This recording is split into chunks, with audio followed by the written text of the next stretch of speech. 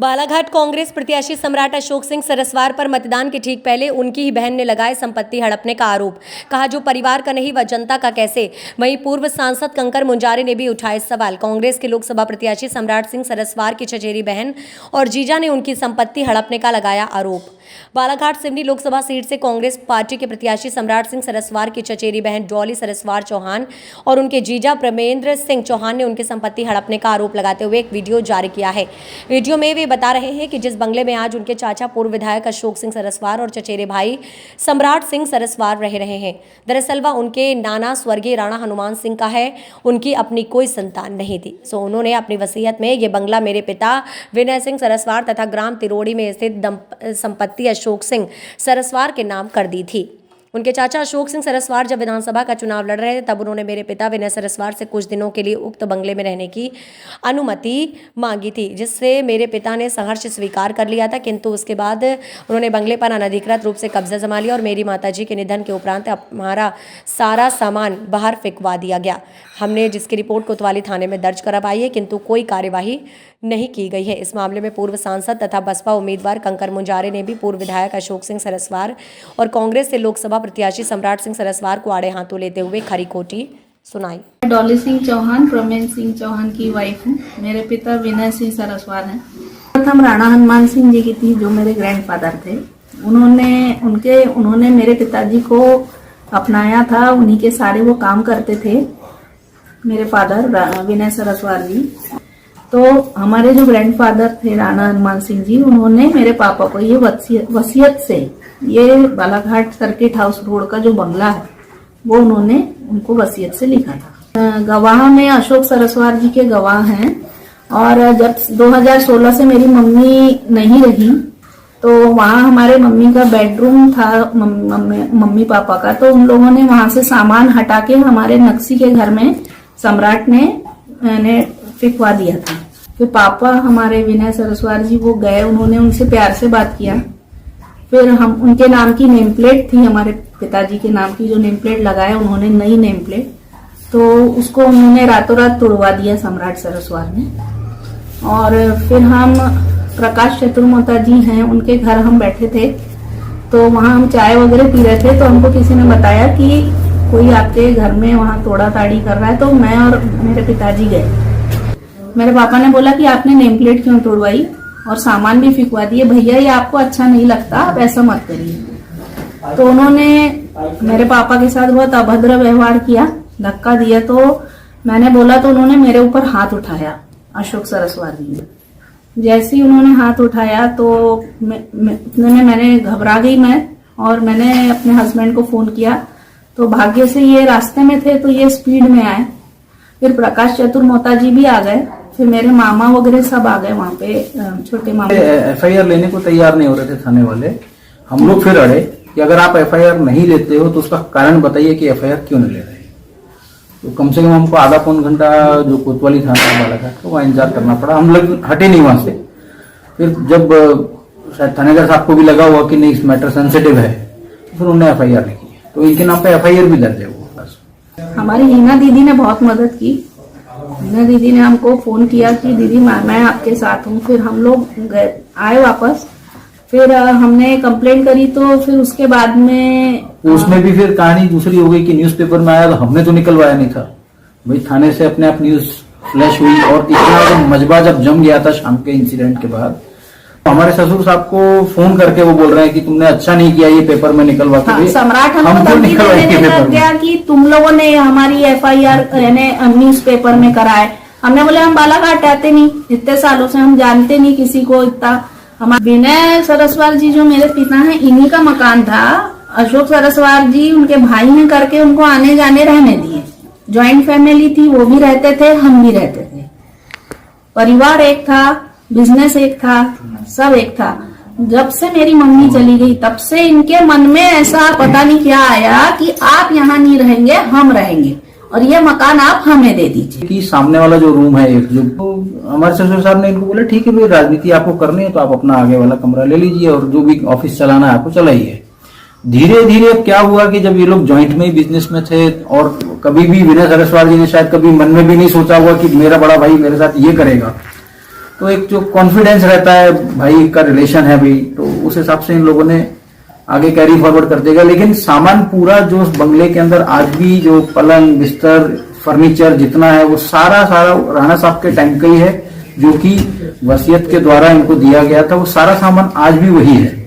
इनके सिर्फ कपड़े होंगे और बर्तन होंगे मुश्किल से, इवन वो बर्तन भी उठा करके नेक्स्ट जैसा दिन का में वैसा ही घर रखा हुआ है, वहाँ का सामान कुछ वैसा का वैसा ही है, कुछ इन लोगों ने चेंज हुआ कुछ नहीं। हाँ, और उन्होंने ये पता ही नहीं था कि वो हमारा घर है कि अशोक सरस्वार जी का है। जब उन्होंने सारे पेपर देखे तब उनको समझ में आया कि ये विनय सरस्वार जी का पेपर है। तो उन्होंने बोला कि ठीक है, हम जहाँ तक आपकी हो सके मदद करेंगे, बस उसके बाद तो कुछ नहीं। फिर उसके बाद हम लोगों ने सभी बड़े नेता लोगों से हमने बात की, क्योंकि राजनीति में है, हम लोग जॉब क्लास हैं। फिर हम लोगों ने इनकी कंप्लेंट वगैरह डाली, तो उसके ऊपर भी एसडीएम साहब ने, कलेक्टर साहब ने कुछ एक्शन नहीं लिए। तो मैं इसको पूरा आपको जानकारी देता हूँ। इसमें जब एफआईआर तो हमने करी दी थी उस एपिसोड की, जो भी 6 दिसंबर को, तो जो मारपीट इनके साथ करी और सम्राट ने मेरे साथ करी है, वो हमने एफआईआर दर्ज करा दी थी। हमने कलेक्टर साहब जो उस समय थे 2019 में, उनको दी एप्लीकेशन। तो एप्लीकेशन हमने एक्सेप्ट करी कलेक्टर ऑफिस ने, बट रिसीविंग नहीं दी और उस पर कोई कार्रवाई नहीं हुई। एज पर विल, जिसमें खुद अशोक सिंह सरस्वार जी गवाह हैं, वो विल के अकॉर्डिंग 94 में और ट्रांसफर हुआ है मकान, नामांतरण हुआ है। जो नगर पालिका का टैक्स है वो उनके नाम पे है, वो पूरा जमा कर रहे हैं, उसकी सारी रसीदें हैं हमारे पास। जो आखिरी का जो अपना जो प्रॉपर्टी का जो हर साल अपन पेपर निकलवाते हैं, उसमें भी पूरा नाम दर्ज है। तो यहाँ पे प्रॉपर्टी डिस्प्यूट ही नहीं है कि प्रॉपर्टी किसके नाम पे है। सर, इन लोगों का सीधा ये है कि इनका सिर्फ हमको डोमिनेट करना, ये एक लड़की है और एक ये मेरा छोटा भाई है, ये दब जाएंगे करके वो दबा के हमको, यानी व्यवस्था करके इनने एक बार 2021 की बात है, अशोक सरस्वार जी ने 2 गाड़ी भर के कुछ लोगों को भेजा, अपने फ्रेंड्स लोगों को। उनके कोई फ्रेंड्स आए थे, हमारे बीच वाले ताऊ जी भी थे उन्हीं के साथ में। तो उन लोगों ने रात में आए उन लोगों ने हमारा घर वगैरह देखे और बैठे हमारे साथ और बोले कि तुम ये मकान हमको दो। तो हम मैं और मेरे पापा अकेले थे। फिर हमने फोन करके हमारे मामा जी को बुलाया कि मामा जी जल्दी आइए, क्योंकि 2 गाड़ी भर के लोग आए हैं। तो हमारे पापा से उन्होंने इस बात पे विवाद किया। तो उन्होंने बोला कि नहीं, मैं ये मकान तुम लोगों को देना नहीं चाहता। मैंने अशोक भैया को आने जाने रहने दिया। आज मैं भी रहता था, अशोक भैया भी रहते थे। आज अशोक भैया ने ऐसा मेरे साथ किए, मैंने सपने भी नहीं सोचा था। उनके हर बिजनेस में, उनके बच्चों के पालन पोषण में, उनके इलेक्शंस में, सब में मैंने का बहुत काम किया है और वो मेरा घर है, मैं तुम लोगों को देना नहीं चाहता। उस दौरान क्या राह चलते बोल नहीं सकते कि भाई मेरा पीछा क्यों कर रहा है? हमारे गाड़ी के पीछे किसी को भी लगा देते थे, वो हमारा पीछा करता था। हम तो किसी को जानते नहीं है, तो हमारे गाड़ी के पीछे वो पीछा कर रहे हैं, हम आगे जा रहे हैं, हम इधर जा रहे हैं तो वो उधर जा रहे हैं। ऐसे हमारे गाड़ियों का पीछा भी होता था सर।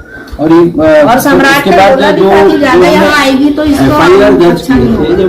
तो कैमरे में हमने बोला सर कि कैमरे में जाके देखिए कि आपकी उन लोगों ने हमारे साथ क्या किया है। तो उन्होंने ये बोला कि ये सब झूठ बोल रही है, इसके पापा भी झूठ बोल रहे हैं, इसके हस्बैंड भी झूठ बोल रहे हैं। फिर मैंने बोला कि सर वहाँ कैमरे लगाए हैं, वहाँ कैमरे में आप जाके चेक करिए। स्टेट भाई घर की लड़की थी, हमने शादी कर दी, अब वो अपना देखे, अब ये प्रॉपर्टी तो हमारी जॉइंट की है, मतलब ये समाज को दिखाना चाहते हैं कि ये प्रॉपर्टी हमारी जॉइंट की है, तो हम आपस में निपट लेंगे। जो भतीजा अपने चाचा का नहीं हुआ, जो बड़ा भाई अपने छोटे भाई का नहीं हुआ, वो जनता का क्या होगा? आप इसी से समझ लीजिए, जो अपने परिवार का नहीं है, वो परिवार के बाहर आम जनता का क्या होगा? देखिए, बहुत गलत काम किया है। ये अपनी भतीजी और सिस्टर, अशोक सरस्वार की भतीजी है वो, और सम्राट की सिस्टर बहन है। उनका जो घर, वो जो बंगला जहाँ से भी वो रह रहे हैं, जहाँ पे मेरे घर के सामने, वो बंगला दरअसल जो है विनय सरस्वार का, इनके छोटे भाई का। इनके नाना जो थे राणा हनुमान सिंह, उनके तो कोई संतान नहीं थी, तो इसलिए उन्होंने वो बंटवारा कर दिया था कि भाई दोनों के बीच में। सरस्वार को दिया तिरुड़ी की प्रॉपर्टी, इनको विनय को दे दिया यहाँ का घर। तो जब ये पहली बार चुनाव लड़ने आया तो इन्होंने बोला कि भाई मैं चुनाव लड़ रहा हूँ बालाघाट विधानसभा से, तो मेरे को यहाँ चुनाव लड़ने के लिए घर चाहिए। उनका दे दो, ले लो आप। बस जब से उन्हें पकड़ा कब्जा किया है तो नहीं छोड़ रहे थे, तो वो गए बताने, उनके भाई बोलने गए, उनके भाई भी गए, उनके दामाद भी गए, उनकी पुत्री भी गई, डाली सिंह, और उनके दामाद का नाम है प्रमन सिंह। तो सम्राट सिंह ने और अशोक सरस्वार ने दोनों ने उसको मारपीट की, गाली गलौज भी की बहुत खराब खराब। तो उनकी उन्होंने रिपोर्ट लिखाई है पालाहाट कोतवाली में। पुलिस ने रिपोर्ट तो लिख ली है, लेकिन उसके खिलाफ में आगे कार्रवाई नहीं कर रही है, दबाव में प्रभाव में।